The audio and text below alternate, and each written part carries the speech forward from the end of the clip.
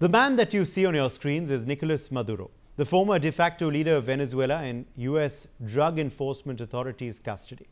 This image has dominated the global news scenario for the past 48 hours now. Hello and welcome to Deep Dive on NewsX with me, Uday Pratap Singh. Today we are decoding who exactly is Nicolas Maduro.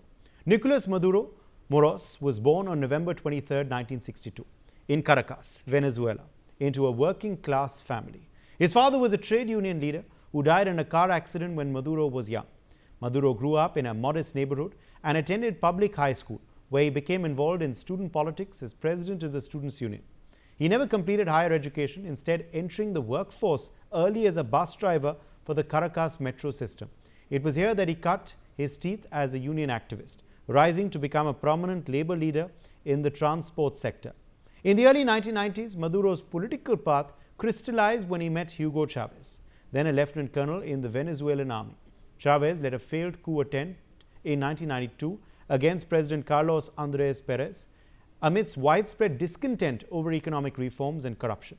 Imprisoned after the coup, Chávez became a symbol for the left. Maduro, still a bus driver and unionist, campaigned vigorously for Chávez's release, aligning himself with Chávez's revolutionary ideals. This loyalty would define Maduro's career. After Chávez was pardoned in 1994, he founded the Fifth Republic movement, and Maduro joined as a key supporter. When Chávez won the presidency in 1998 on a platform of socialist reform and anti-imperialism, Maduro entered formal politics. He was elected to the National Assembly in 2000, becoming its president in 2005-2006. Chávez then appointed him Minister of Foreign Affairs in 2006, a role Maduro held for 6 years.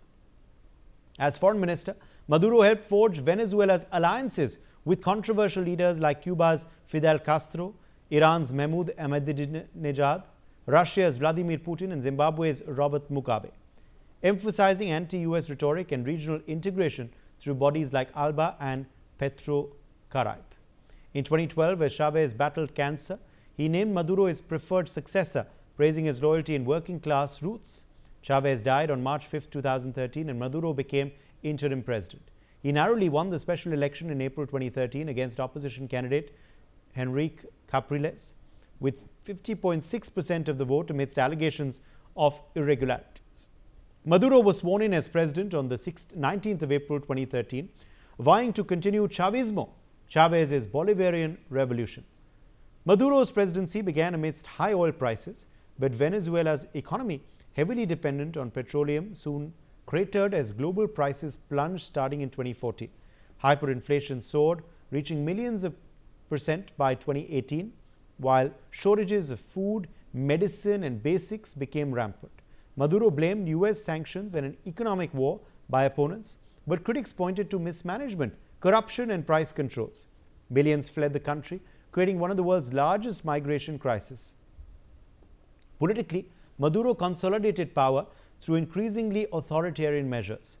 Massive protests in 2014 and 2017 were met with forceful repression, resulting in hundreds of deaths and thousands arrested. In 2017, he created a constituent assembly to bypass the opposition-controlled National Assembly, further eroding democratic institutions. By 2019, opposition leader Juan Guaido was recognized by the US and dozens of countries as interim president. Intensifying sanctions, Maduro survived a reported drone assassination attempt in 2018 and clung to power through military loyalty and support from Russia, China, Cuba, and Iran. The 2024 presidential election marked a turning point. Facing opposition candidate Edmundo Gonzalez, Maduro was declared the winner by the government-controlled Electoral Council with about 52% of the vote. Tensions with the United States escalated sharply after Donald Trump's re-election. The US indicted Maduro on narco-terrorism charges in 2020, offering rewards up to $50 million by 2025.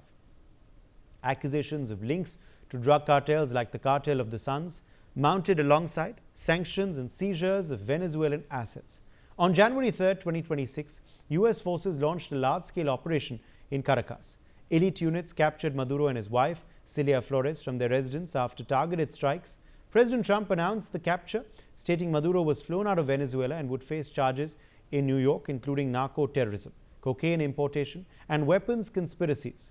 From bus driver to president to US detainee, his story reflects the turbulent trajectory of Venezuela's Bolivarian revolution. one that lifted many from poverty under Chávez but left the nation in ruins under his successor.